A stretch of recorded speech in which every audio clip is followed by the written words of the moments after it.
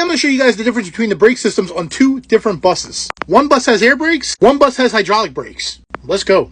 So this bus actually has disc brakes. If you look in here, you can see the caliper, and over there you can see the disc.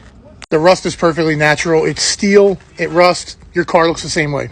Now on this bus is drum air brakes. The difference is there is no disc on this brake system. If you look at this diagram, this is what the brakes look like simplified.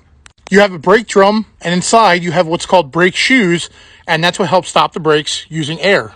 Whereas in this bus, it uses brake fluid to compress the piston inside the caliper, making the pads squeeze the rotor, stopping the bus. Now, air brake buses, you can tell it's an air brake bus by the psh. But hydraulic buses, this is all we get. That's the power brake assist you're hearing. Other than that,